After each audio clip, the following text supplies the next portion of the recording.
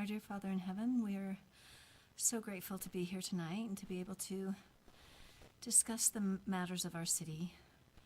We pray that we might be able to have clear minds and honest hearts as we make decisions that affect our community. We are so grateful to be here and to be able to serve in this capacity, and we are grateful for our city in the United States. We pray for the people of the Ukraine and those throughout the world that are in turmoil, and we pray that we might be mindful of them, and we also pray for our legislators that they might be able to have freedom in their hearts and in their minds as they make decisions this session. And we are grateful to be here again, and we say these things in the name of Jesus Christ. Amen. Amen. Everyone stand and repeat the Pledge of Allegiance. I pledge allegiance to the flag of the United States of America and to the republic for which it stands, one nation, under God, indivisible, with liberty and justice for all.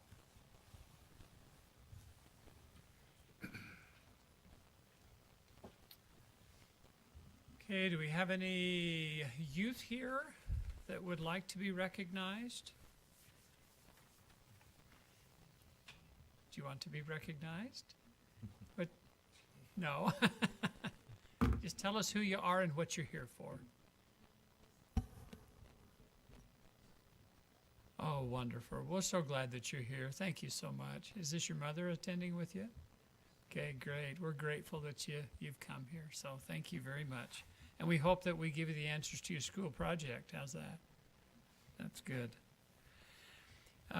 If there are any who want to make public comment during our meeting, they need to get with Kim if you haven't done already, and those get submitted. I don't have any, so we won't we won't have anybody in that section. So we'll go to the consent agenda. You've all had a chance. Oh yeah. Oh yeah. Sorry about that. I moved way beyond that. So I just need a motion for approving the agenda as stated. I'll make a motion to approve the meeting's agenda as written. Yeah, second. Second. Those in favor? Aye. Any opposed? Thanks, Kim. Okay, let's move to the consent agenda, the items on the consent agenda. Any questions on the consent agenda? Okay, I'll entertain a motion then for approval. Mayor, I'll make a motion to approve the consent agenda as written. Okay, do we have a second? I'll second. Okay, it's a roll call vote. Councilman Sorensen? Yes. Councilman Miller? Yes. Councilman Snelson? Yes. Councilman Jensen? Yes. And Councilman Liz? Yes. Okay, wonderful, thank you.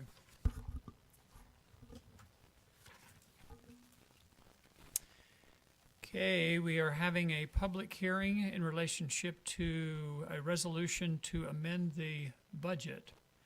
And we're grateful that Bruce wore a tie tonight, so we'll turn the time over to him. Thank you, Mayor, members of the council.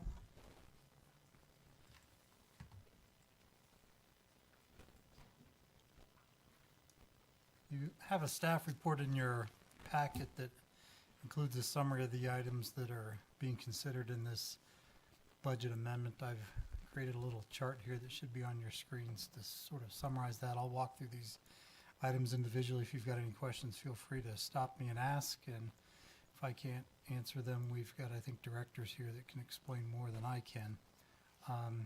We've had a fair amount of unexpected activity related to the art museum, sort of in the middle of our budget year. And so there's a need to amend the budget in the art museum, which is in the general fund of the city, which is why we need a public hearing. The first item is a private donation that came in of $7,500, and the intent is to appropriate that money from Zion's Bank for education-related scholarships, or scholarships that are related to the high school show that the art museum hosts. And then the next several items were additional items that came through a one-time carry-over appropriation from the state related to the POPS program which is the educational outreach arm of the Art Museum. And those several items are the next four that are listed on your screen there. 12,577 that would be proposed to be added to part-time hours for additional outreach. $3,000 for some training and education conferences related to education. $5,000 to bolster some educational programming supplies, and then $35,000 for additional virtual field trips and to update some educational videos. And again, all those programs would be funded through this additional POPs grant from the state. That's one-time money that we could use this year. Any questions on art museum items? Just one question. Yes. On those videos and vignettes or whatever made, are those done in-house or do we contract to have those done? Okay. Okay, good. The next item there on your screen is $1.6 million. This is related to a property purchase, the 10-acre parcel that's down on 1600 South and I-15, which I think you've discussed a number of times in closed session. This would be an appropriation of dollars from the Capital Improvement Fund reserves that can be added to existing dollars that are in that project budget to complete and close that property purchase. There is, I forgot, one more museum-related item. This one's in the capital budget. This was a separate grant that was applied for that we've been working in conjunction with our facilities department on some updates to the restroom on the main floor there in the museum to make it ADA compliant. We had budgeted some dollars in the current budget year for planning and design, and that work has been accomplished. And with that work accomplished, we were able to apply for an additional grant from the state, which we received. So that'll provide $50,000 for actual construction work to be accomplished. Bruce, go back to the property. Did that get approved? I mean, not approved, but accepted? The council approved the Yeah. agreement in the last session, and so we're working towards closing. There is a first right of refusal associated with that property, and so they're working through that due diligence period. Yeah. But they accepted our offer, basically. Correct. Yes, the contract's been signed. Yeah, it was accepted when we brought it to the council. Okay. All right. And it was 3.2. It was roughly 7 and 25 a foot. Yeah, it was great. I knew what was more than 1.6, but we already had funds in there. That's why we opened it up. Right. That's a good point of clarification. We did have some funds already in the budget for Like, general. wow, we got a great deal at 1.6. Then you kind of said it, and Liz and I are like, I'm just going to ask. Last item here is in the Stormwater Fund, and we may need to turn to Director Stapley to clarify some of this because I'm not sure if I can follow the bouncing ball enough. But several years ago, we appropriated some dollars in the Stormwater Fund for an update to the master plan. Some work was done there, but the project was not completed to our satisfaction. We actually received a refund from the engineering firm that we had retained to do that work. But several years have passed and the scope of the project has changed somewhat. So we've been able to appropriate the dollars that from the refund into the budget, but having gone out for a new RFP for an update to the master plan is going to require an additional $60,000 to complete the project. So we would propose to appropriate those dollars from the stormwater reserves in order to complete that master plan update. What project is it? Where's it at? What? This is the storm drain master plan. So this Oh, so there's a whole bunch of moving parts to it. Yes. It's not like it's the 1700 South or anything. It's just a bunch of stuff. the entire. The 20-year plan for Stormwater. All right. Because didn't we open it up for a little bit for that 1700 East deal? Maybe not. That was we covered that all in our budget. Well, this is the one that was partially done. We got a refund on, and then we're adding this money to finish it out. It's a study only. You just approved it in Yeah. your consent agenda. Right, exactly. That's what I thought. Okay, cool. Those are all the items. You do need to open this up to a public hearing if there's any comment from the public. And once that's done, we'd look for a motion on the resolution, unless you've got any other questions. Okay, any questions for Bruce? Okay, then we'll open it up for a public hearing. Would anyone like to address the council in relationship to the budget, the change in the budget. Don't all come up at once. Okay, I'll entertain a motion to close the public hearing. I'll move to close the public hearing. Second? I'll second.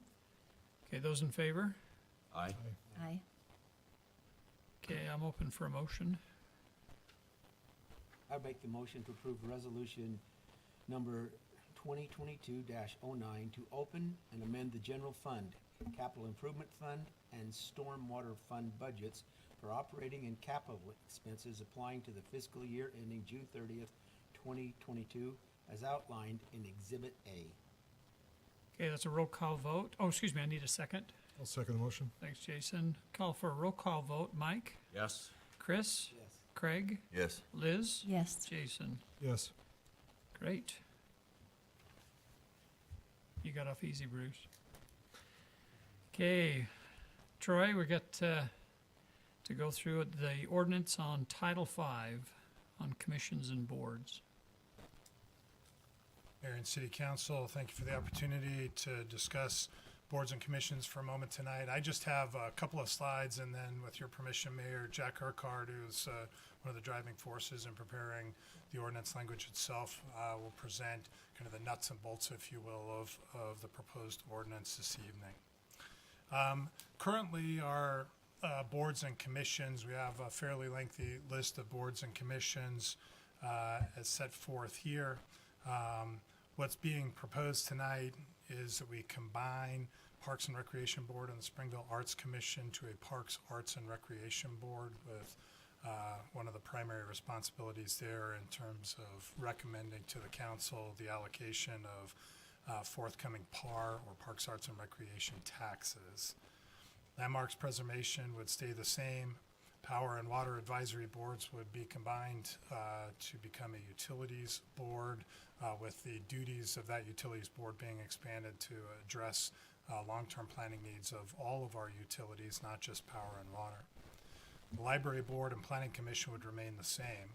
The economic advisory commission would be deleted by the ordinance here, but there'll also be a formation of a community board. And we'll get to that in a second, because in both your staff report and in some of the discussions, quite honestly, the mayor and I were talking past each other a little bit in how things were set up. And so there's a minor change to the ordinance that's before our city recorder tonight for signing that I want to cover with the council, make sure your questions are answered. We also have a number of committees in Title V. The Youth Court, Hollow Creek Golf Course Committee, Art City Days Committee. There are a number of committees we have out there, and those are addressed by the ordinance in a slightly different way. Instead of creating a huge, lengthy list of entitled committees, the proposed ordinance provides the ability for directors to establish committees to help them, and Jack will talk about that for a second. So how are these organized? They're, in essence, 3 committees with 2 council members, each assigned to the 3 different categories: utility, parks, arts, and recreation, and community. Underneath that, each of you will have one of these boards, a utility board, a PAR board, and a community board, to handle questions concerning those broad topics. As you can see, Planning Commission, Library Board, Landmark Preservation are all required by state code. Those would be remaining in place and continuing to function with the duties they currently have, although there is some moving around where they are in our code, but the language remains the same. In each category, there are a number of outside organizations that we have responsibilities to. Some of those are private 501c3s that have interest in our organization, such as the Senior Citizens or the Chamber or the Museum of Art Association. It would include the Library Foundation, and each council member category would have items that make sense underneath it. So our utility category, for example, in addition to the utilities boards, the assigned council members would also be responsible for things like Southern Utah Water, the Solid Waste District, the Southern Utah Valley Power System. So things dealing with utilities would be categorized and organized underneath that. Any questions on this so far? I just have one slide to go to cover this community board. Okay. So on the community board, in the draft you received a few days ago, it did not have a community board there. We've added a chapter just with a few lines of a community board, and they will serve as an advisory board to the city council as it relates to future strategic visions and goals. In essence, the general plan project standing commission. Now we have dollars in place in this year's budget to do a kind of a complete update of the general plan. So instead of creating an ad hoc committee that would go through and work through that, the community board would have that as a specific duty, and future changes to the general plan that would be involved in that. And then importantly, engaging the community on the implementation of the current general plan with a focus on goals and objectives not overseen by other boards. So if we look in the general plan, a number of the chapters, and we can go through them individually, are specific to things. For example, the Planning Commission is responsible for land use planning within the city. But there are a number of chapters of our general plan that really haven't been overseen by any board, and this community board would take those specific responsibility. We have a chapter on community identity, economic development, the environment, and community services, such as the library or public safety, that have specific goals, challenges, targets, things that they should that we should be working on as a community in accordance with our general plan. And this community board would capture those other subjects that are not currently being captured by the utilities board or the Parks and Arts and Recreation board. So we'd have three boards staffed with citizens of the community that can discuss all elements of our general plan and work towards making our community better. They're recommending bodies to the city council. So any questions about this community board? Yes. I listened, but I still didn't get enough delineation between why the library's there and why the museum's there when they're also in the other one. So I know you. In the other one, meaning what? It's back under the board that Mike has. that Packard and Crandall are over. Yeah. It says library there. So that's so help me understand a little bit better what they can't do there that they're gonna do in this other one. Same with the library.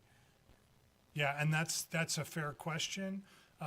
In generally speaking, the difference is long-term planning, general plan level planning for these boards and commissions versus the library board specifically charged with allocation of the annual budget and policies for the operations.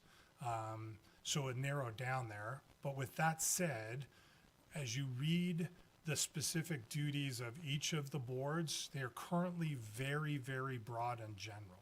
And it's my understanding in conversations at the council level with the mayor, there's an expectation that over the next couple of months, each of the assigned council members will be working with their individual boards to have a better understanding of the delineation of the responsibilities and how this actually functions. Am I thinking correctly on that? I think so. Yes. Yeah. So if that's the case, the understanding would be there would be some discussion there about whether or not the community board even really has to look at the library, the museum actually doesn't have any city organization that looks to the museum. So I think the library is a good one, and maybe the library should be crossed off of that. The library does have a few mentions in the general plan of that kind of 20-year plus, so it'd be more facilities-based and things like that.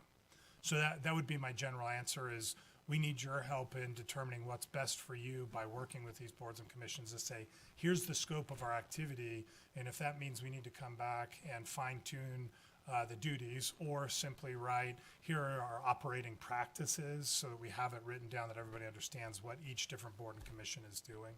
That would be helpful. And maybe I can add to that, Chris, to help a little bit. Let's say, for example, Dan comes and says, I need to add on and double the size of my library. He needs to be able to have somebody to go to kind of work that process through and to help, so that when he comes to the council or comes to Bruce and Troy, that he's got the support of the citizens and the couple of the council people to be able to say, we've thought this thing through for the last 6 months, and here's what we're presenting to kind of help ease the thing. It's to help make it so that people who are so busy can get other people to help them kind of That- think through that process. I like that part of it. I just, Yeah. yeah. And I think It's a good question. the though. more I listen to it, though, I'm beginning to understand, we may not know all those answers We to the don't. question I'm asking until we get into it for a few months. Right. I think that's really the answer in many aspects of that. Yeah, because I think you use the citizens to come in and say, okay, here's the general duties that are be assigned. What suggestions and ideas do you have? And you as council members are like, yeah, that'd be fantastic if we could get some help on that. And in other areas, you might say, oh, I think the council has a pretty good handle on that. Let's use the time we have in here to focus on these four over here, and we don't need to touch this one over here. Let's not get to the library and the community board.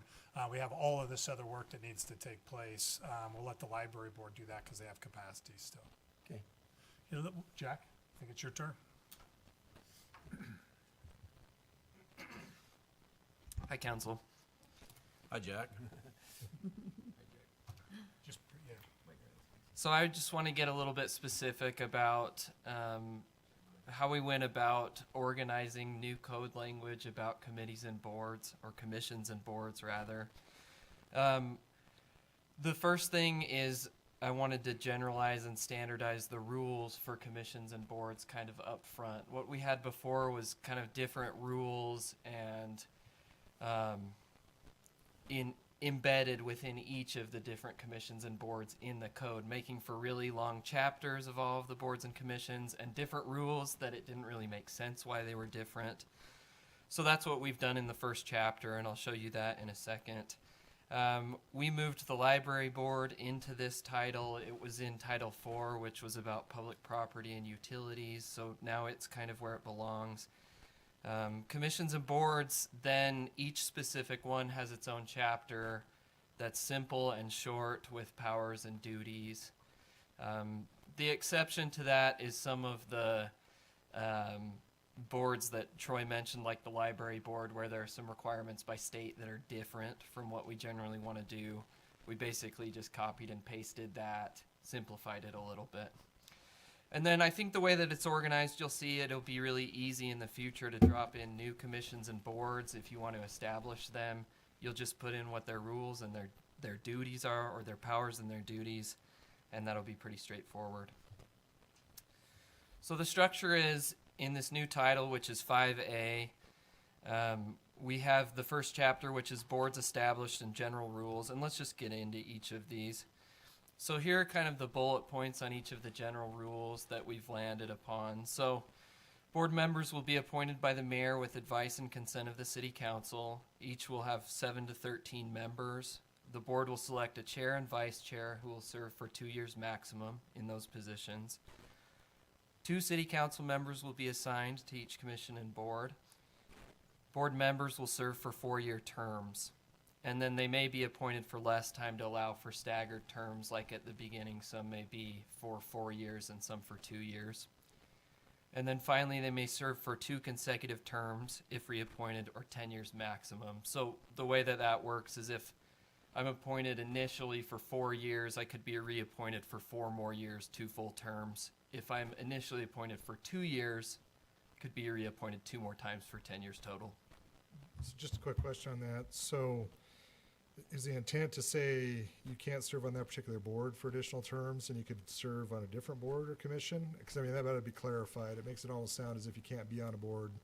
Yeah, and Future I terms. think the language in the code is a little bit clearer, but you could serve on another commissioner board. This is for the same board for 10 consecutive years. Okay, so I have a question. Bullet number, or item 2 there, 7 to 13 members. I have 18 on mine. And that's by consent of the mayor, simply because there were so many people that still had terms remaining on their other assignments, and we just rolled them in. So are we breaking the code or the ordinance by having more than 13 members? Yeah, if you approve the ordinance as written tonight, you would be limited to a total of 13 members. But I'm curious, because there were, I believe, 7 members of Parks, Arts, and Recreation. Yeah, I've Well, been was- working with Mike, and I think we probably ought to put some language in there or something to where we have latitude to change that. at the mayor and council's discretion. The 7 to 13 is probably the number we want to. And my conversation with Mike is that while he started with a high number, he's going to work down to his 13 number. So It's true that there were 7 members on the Parks and Rec Board, but we also have the golf course. We've got Yeah, the golf course others. committee, though, is likely to continue as a committee. Now, you could have them have 2 assignments. Well, they would have 2 assignments then. yeah, But maybe And he it- didn't. All of this can be worked out in the next couple of weeks, I mean, to me, on who you want to serve where and in what capacity. That's completely a political decision. The simplest way to handle that tonight would be to simply change the 13 to an 18 if you truly want that many people on a committee. Well, it's not that I want that many people on the committee. It's just that I've talked to people that have applied for the committee, and we also have people that are rolling over that still have terms, and the mayor didn't want to take people away from their terms, so we just put them on. Yeah, I guess specifically where the 13 came from is that there were 7 members of Parks and Recreation Board or the Arts Commission that had remaining terms. 7, and so the 13 would have allowed you to appoint 6 additional, so that you would have 7 with 2-year remaining terms and 6 with 4-year future terms. Well, so Yeah, but there- we did bring people. There off are of- some new Off of people. the golf committee, a couple, and we have a couple of at-large people that. Yeah, those are all completely So that okay. you, I'm just telling you where just so we you know came where Yeah, this yeah. came from. So, Yeah, I think it's my fault for not communicating to Troy a number that I was working with Chris and Mike on. Yeah, So tell us how we can maybe. yeah, all you have best to do is solve it. cross the 13 out in the ordinance and write an 18. That's- But even that, couldn't you just say generally it's expected these boards will have this many members, but it's up to the discretion of the mayor, or leave it at something like that? Yeah, you, Or is that too soft? I mean, then that way I there's mean, flexibility in the future. Through attrition, this board will be whittled down. no, yeah, I mean, So we it's, can take you the know, it ordinance isn't- and add a Can we clause to add it that too. clause that we Yeah. talked about, Jason? I'll add it. And, You'll do it? Okay. yeah. Okay, sorry. Just makes it more flexible if we want Hey, smaller John. or larger. This is the only full version. Oh, okay. I was just taking notes of it. Sorry, Jack. That's okay. This is my ill communication. So, and it certainly hasn't been the first time that I've had bad communication on this. Right, Troy? Well, I don't blame any of it on you, so. Yeah, you can blame it on me. He was drinking out of a bottle of Malox this afternoon, so I knew that I'd probably pushed it a little too far. So, Okay, just a few more on these general rules. We said must be residents of Springville City. Members may be removed by the city council. Subcommissions are authorized, and then we allow for youth board members ages 15 to 18 to serve as non-voting members. Before you leave that one, Jack, there is that first one at the top. I mean, in 20 years here, we really had no conversation on that until we got to the Economic Advisory Commission. And then there were significant questions about property owners of Springville and business owners in Springville. So as drafted, and after some discussion, it says what most of the boards continued to say in our existing code, which is members of the committee must be residents of Springville. Is that a issue on power and water? I can't remember. It has not been an issue on power and water recently because Nestle guy. the Nestle general Nestle guy manager lives that lives in Springville. Lives in Springville. But the guy before didn't. Rod, I don't think lived in Springfield. No, Rod didn't. Yeah, so then that would have been in violation. And the current utilities board, and quite honestly, the old power and water board didn't say anything about having somebody from Nestle on there. So again, that was a political decision to place them on the board. Cool. Let's do it. One other question on a different one. Does ad hoc committee interchange with subcommissions, or is that something different? Ad hoc commission is a chapter within this that we'll get to. So what is it, is a subcommission going to need to be rewritten? So a subcommission would be authorized under a board or a commission, and it would take on a specific element. So how is that It different isn't from an an ad hoc committee. So one part of that is that the members of a subcommission would be made up from that board or committee, Oh, from- whereas an ad hoc commission wouldn't need to be. Okay. Oh, okay. Any other questions on the general rules? So an example of that, just to, I mean, Parks and Recreation Board at one time had a shade tree subcommission. They had a city beautification committee associated with Parks and Recreation Board. So if they wanted to reestablish something like that, it's authorized. Maybe put 4 of their members on it, something like that. They would need to be members from the Yes. That's right. board. Okay. So chapter 2 is the Parks, Arts, and Recreation Board. We've said very generally the powers and duties of that board would be to advise on allocation of PAR tax dollars, advise on long-range planning and policy, and other duties as assigned by the mayor. You'll see this with the other chapters, that the duties are pretty general and up to your discretion. Any questions on PAR? Utility Board, similar, advise on long-range planning and policy, advise on acquisition and development of utility resources, advise and make recommendations concerning utility rates and other duties as assigned by the mayor. Just on that one, what we've been telling them, or I think what we've both been telling them, it's just that they ought to make recommendations too. So I'd say with respect to the second one too, I'd say it'd be recommendations. I would just include that. I know it's just a semantics thing, but I think it would be helpful. The second bullet, I mean. Yeah. Make recommendations, not just advise, yeah. Yeah. And do you need to add that same subcommittee clause to this, or does that not have the The same? so the general rules indicate here's what happens in each board and commission. So they're all of those rules are authorized for each of Is the that chapters. just we set it talked under about. the PAR committee? That was under chapter 1, Oh, which okay. is for all commissions and boards. Chapter 4 is the community board. Troy talked a bit about this. So advise on engaging the community on the implementation of the general plan with focus on community services, community identity, economic development, the environment, and then advise on future strategic visions and goals. Chapter 5, the library board. This is one that the state mandates a lot of the language that's in there. So it differs in some ways from the general rules. And we've said in chapter 1 that these are the general rules unless superseded by state law. But we moved the library board in. We matched the general rules for the other boards and commissions where possible. Any questions on that? Okay, 6, Landmark Preservation Commission. This matched our general rules where possible. It includes rules required by the state for grant qualification. It's the longest one, and it's kind of the way that it needs to be for grant qualification.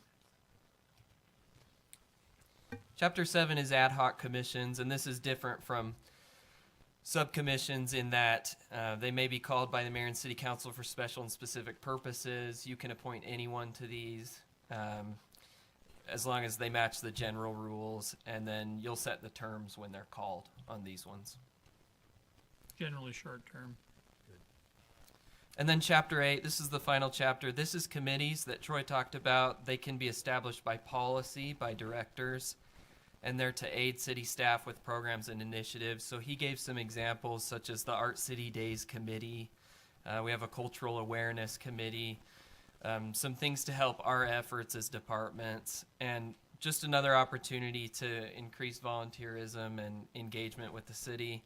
One bullet point on this is that unlike the other boards and commissions, these do not constitute public bodies, which means they don't have authority to make decisions regarding the public's business. They're not required to take some of the minutes and be recorded the other ways. They're more to kind of help the departments to accomplish things. That's it. Any questions? So this isn't, these committees in chapter 8, whatever they're doing doesn't have to come before the council or anything like that. It's just. Yeah, that's right. And you've probably noticed that we've been really intentional with the language of boards and commissions serving the council. And they present to you and they advise you. Whereas committees are to aid staff and they help us to accomplish our initiatives. Back on your comment, just to see if we're okay, because the language is consistent, it would take some pretty significant I was work going to off the change it. bullets. I was going off the bullets. Right. So I don't know if that's In 5A104, the purpose in conducting business of the general rules, it states each city board shall be an advisory board only and exist to assist the city council in their business. And then all of the language underneath says advise the city council. Do you want something stronger than that? I mean, that's what they're doing by making Yeah, recommendations. I don't know. What do you Yeah, I think, mean, Craig? advise and recommend, it's they're synonyms. Is that the And word? perhaps that's where you use some of the other duties deemed appropriate by the mayor is provide some recommendations. That, I would say it's the same word. yeah, I think it's fine. I mean, they're doing what they're doing. If you're putting that introductory language in, the same language that was in the packet, it's really dumb, and again, it's semantics, but if this is something that's gonna be codified, then where it says, hey, they're here to serve us, I think it'd just be nice to say it also to garner community involvement and representation, or I don't know, something like that, just to say, we wanna get citizens involved as well as, just sounds kinda funny to me, serving the council. Yeah. Sorry, no, it's dumb, but It makes some sense, and it's something that we actually put in the ordinance, but not in the code. But that was one of the reasons why we're presenting the ordinance. So I understand your thinking on that. So, hey, Jack, just a question. So say, for instance, we want to kind of relook at the 10-year plan or the general plan. How would you view that as coming about? Would we just create an ad hoc, or what do we do when we want to? Because I know over the years we've reached out to citizens and they've come together in meetings. So I mean, there's two answers to that, unfortunately. The first answer is on the specific example you gave. The general plan is becoming a specific assignment of the community board. So if you are making changes to the general plan itself, what historically we've often created an ad hoc committee to look at. The community board would take the first whack at that, and then we'll go through the state mandated process of going to the planning commission and then the city council. But there are a number of other topics that you may have interest in having studied, and you as a council could choose how and where you would like to do that. We just built a recreation center several years ago, and the recreation center had an ad hoc committee formed to give guidance and advice about the components that should be within the recreation center. That's still perfectly permitted by the ad hoc committee section here. You'd say, let's get a group of citizens together to discuss this specific issue for this defined period of time, and they would serve as an ad hoc committee. You may also say, oh, this fits well under the community board because it's part of our general plan to expand our recreational offerings. They're looking at those long-term plans, and we've charged them to figure out what the best way is to implement that long-range general plan thing. So we're going to assign that topic to them. The mayor, by way of the language in here, would say, hey, community board, we're specifically asking you to go take a look at this topic. So one of the discussions that's been going on internally that's interesting is what's the right way to do some of this moving forward? Specifically, as an example, we've historically met, say, with the Planning Commission, done some training, and then said, hey, what are the things you want to work on this year? And they may sit back and say, yeah, it's been a long time since we've looked at the sign ordinance. Let's look at that as one of our things for the year. The question is that the appropriate way? It's kind of back to serving the council, or should the council be meeting together and saying, what do we want our boards and commissions spending their time on this year? And you get together and say, it's been a long time since we've looked at the sign ordinance. We'd really like the planning commission to take a look at that. And that's just something I think we could probably use some retreat time and discuss through and see what it is that would allow these boards to best provide information and guidance back to the council. And it could be both, right? I mean, you could still charge them to go do it, and you could say, oh, we've had this issue come up a number of times. Let's get our boards working on this one. And it's a tough one because, sometimes we want to make decisions pretty quickly and move things along. But then again, we want to make it so that we're not sitting in an ivory tower making all the decisions. And I'll So say, like that's even this evening, This evening would have been really cool to say, oh yeah, we've studied that. We want to annex it. That's what everybody says. Or I kind of swung the way. I was like, I'm in the ivory tower. I say, let's just do it. That's the second long discussion we've had, and we've been careful in the language here because it's, are these shalls or mays? In other words, we shall have all whatever fee adjustments reviewed by whatever the utility No, I board, think or they're we mays. may. Or they handcuff us if we say shall. Now all of then a sudden we're shackled. it's a much, much longer process. But the flip But, side of that from the your point. discussion though, council member, is if it's a May and this council never relies on the boards, then why do we have them? So there's gonna have to be some real discussion over the next few months about how to make these work the best for you. Well, and I think the other side, oh, go ahead, Liz, sorry. Well, I was just saying, so, when we have our planning meeting at the first of the year and we look and see how we've done on our 10 or 20 items of how we want to knock off things. So these committees could maybe take a few of them and they could research them and then bring those items to us and we could Exactly, see what's going, is that what we were just Exactly, probably talking about, huh? yeah. Okay, all right, I like that. Does the I like language that say a lot. shall or may? Well, what it says is that their duties shall include the following, and then Their advise, duties, advise, okay, advise. not- Okay, advise. Yeah, so it doesn't say they shall do this duty. I think that's. So like we look in Provo to the north, and I don't have the exact language and it may be slightly different. So we'll just say this is a hypothetical example. A number of their items have to go to a neighborhood committee before it can go to the planning commission, before it can go to a work session of the city council, and then it can be acted on with shalls all through there. So think of that process and a committee meeting once a month to a committee meeting once a month to a council, in this case, meeting weekly. But still, you've just taken something where you may make a decision in 2 weeks and they've got a process that requires 2 to 4 months at a minimum. So you have to figure that out.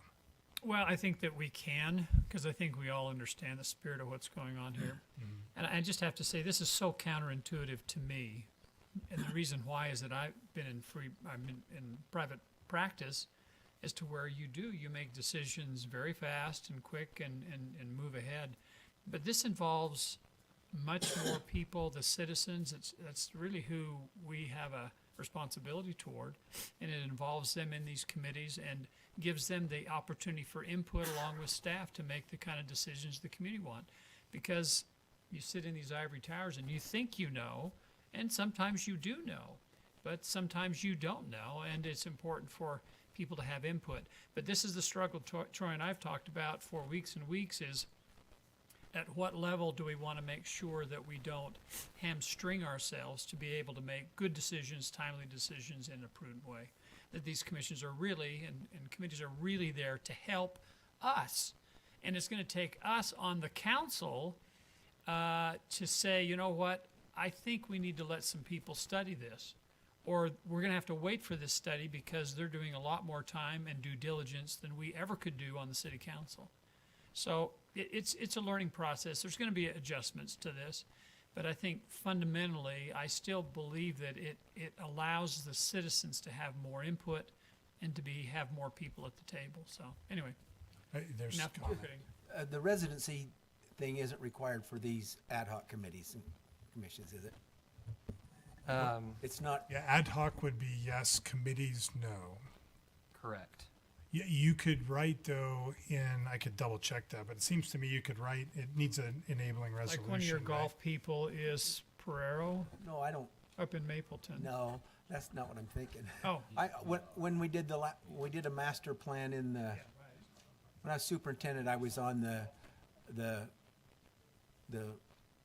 master plan committee that looked at it, because they wanted the input of the school district to know what was going on with schools and future in the city. And so I would have been okay if that was that, but so I just want to make sure that if we have some expertise and people we would want to draw into these committees, that they weren't going to be eliminated because they weren't residents. So currently, the ad hoc commission language also requires participants or members to be residents of Springville. You understand that logic on that one? Yeah. Or- We actually had an example of that on the culture committee. We had somebody from Provo that has really helped advance some different cultural committees. They came over and helped us a ton. But it's kind of this, I think the same thing you're saying is they're really not a resident of Springville, but you could utilize them. Yeah, and we might want to do it in the future too, so that, I don't know. So is that something? I don't change want to make a big change to it, but I don't think we should handcuff ourselves to not have some expertise on something like, I think even when we did the rec committee, didn't we have some people that were not members of Springville that were advisors like the architects and people like Yeah, that? but they wouldn't be voting members of Yeah. the committee. So their participants would be there. Yeah, on the rec center, everybody was a member Okay. Yeah, and I think there's nothing that or a would resident. keep a commissioner or board from seeking consultation or a department. It's just being voting Right. members Just- of the committee. It's just something to clarify. Yeah, no, and that's don't- why we have the I discussion. don't really care, but I know that I was on one and I was voting when I could come. We didn't really vote on anything. Well, it's up to the council if they want to make a change to that or just leave it and have them come as an I think if advisor. it becomes an issue, we could change it at that point. Absolutely. We can take a look. I don't see the problem having somebody come in as an advisor any more than I see a problem with us having outside No, consultants come in. Yeah. right. As an advisor, they other don't things. vote, they just give Yeah, advice. there's no vote. Bring it's just information advice.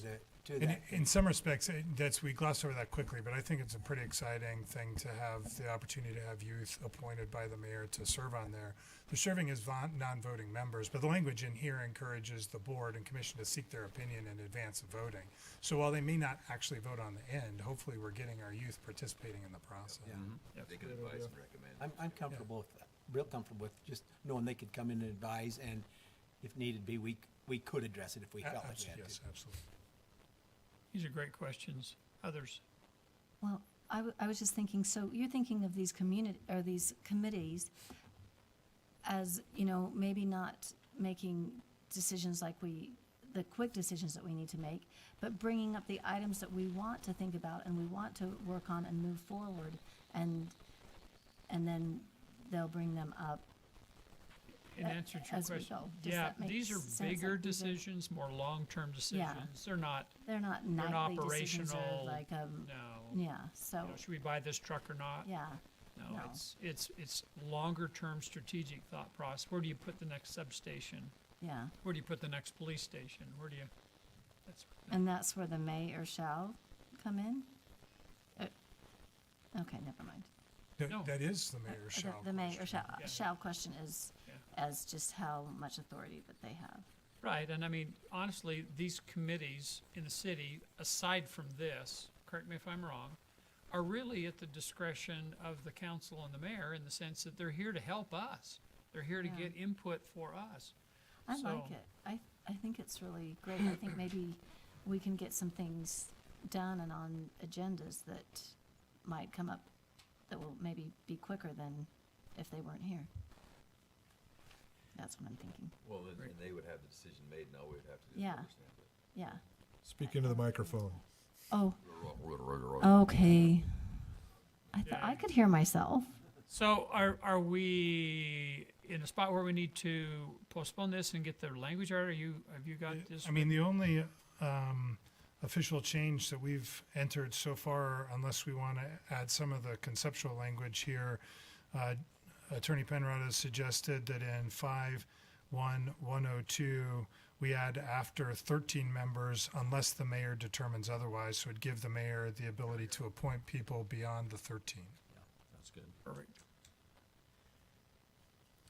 Just want to say I appreciate the mayor and administration taking this on. I mean, this it's been kind of messy for a long time.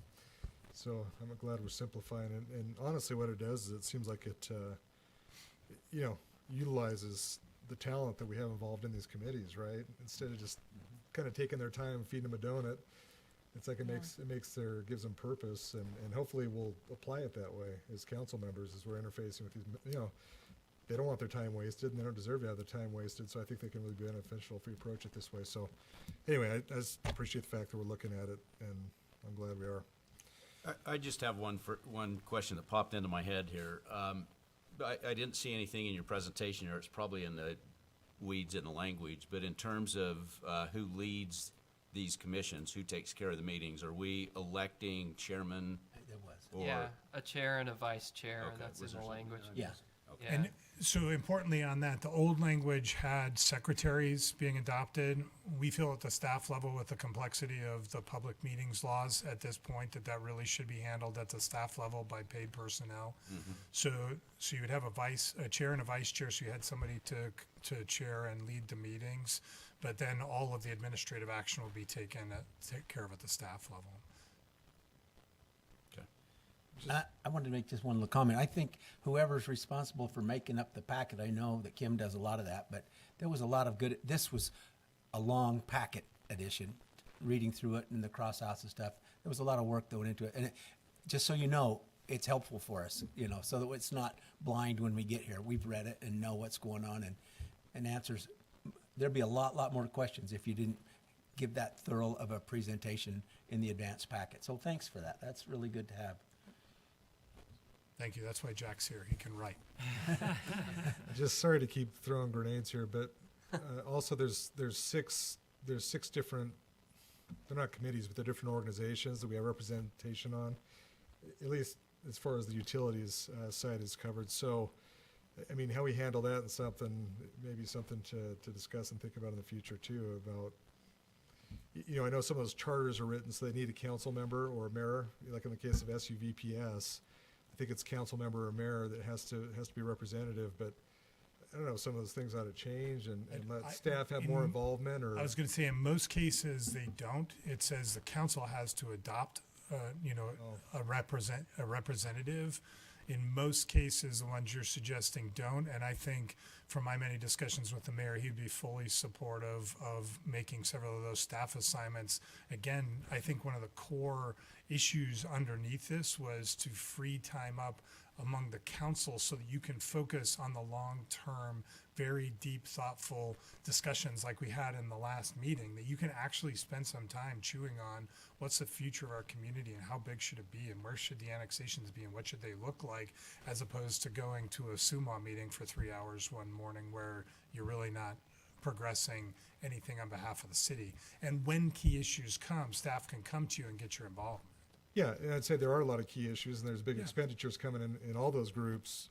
But Leon's going to know as well as I do, and at least well enough to get us along until he needs the advice of council or something like that, right? So, yeah, I just think again we ought to utilize the department heads like we're trying to Yeah, rely on you're citizens. welcome to do that. Yeah, I mean, having served on some of those crazy ones, I see other cities and how they do it. And for instance, the solid waste one, that's kind of come around lots of different, and sometimes people are just there nodding their heads saying this is just a meeting I got to go to and get paid for, and then other people are willing to deep dive. And I think we have to be cautious of how we participate in those committees so that not just our citizens are protected, but even the community with which we live, because there's sometimes that you'll go to those meetings and nobody's really thinking. It's like, whoa, we need to discuss what's happening here. Even that, and one that takes forever, it's a long meeting, is that Utah Lake Commission. But there's some big things that get discussed in that meeting that really could have an impact, not just to the citizens of Springville, but our whole state. And sometimes people are just like, yeah. And then other times it's just a filibuster and nothing gets happened. But I think there is importance of having elected officials attend those meetings, because other people just sit there and nod and filibust. And That's a great point, Craig. If that's fair. I mean, I agree. That's a great point. And I think we're going to need some communication on that. I mean, historically, we've had a council member and an alternate. That's been changed now. You have two primary people, and the council has been delegated the duty to figure out how that's going to work. So you as council members need to kind of go, I'm going to do SUVPS, and we're going to send a staff member to SUMA, and I'm going to do solid waste. And we need to know that so that we can keep track of it and make sure we know who's supposed to be where and help answer questions and so forth. Okay, other questions? Okay, I'll entertain a motion then for approval. do we need to add anything to it, John? Yeah. Do we need to make that change, John, or? I think if you say as amended, right? Yeah, just Oh, say it's you've amended. got it. It's already written. It has to be on the document when you make the motion. Okay, it's already- so if I just say a motion to approve ordinance, or I motion to approve ordinance 04-2022, adopting an ordinance repealing chapter 4, chapter 6, library board, and repealing and replacing title 5, commissions and boards, As amended. as amended. Okay, we have a motion. I'll second. Okay, it's a roll call vote. Jason? Yes. Mike? Yes. Liz? Yes. Craig? Yes. Chris? Yes. Okay, and I just wanted to say thank you to Troy. He could have decapitated me the first time I brought this up. So he's been very, very good to work with, and I appreciate him as well as the staff to be able to kind of look at the vision of this whole thing, and including today. So, okay. All right, we have a need for a closed session, and so I will entertain a motion to go into closed session For property. for property. Thank you. I'll make a motion to go into closed session for property and adjourn this meeting afterward. Have I'll a motion? second. Okay, it's a roll call vote. Liz? Yes. Chris? Yes. Mike? Yes. Jason? Yes. Craig? Yes. Okay, thank you. Appreciate it.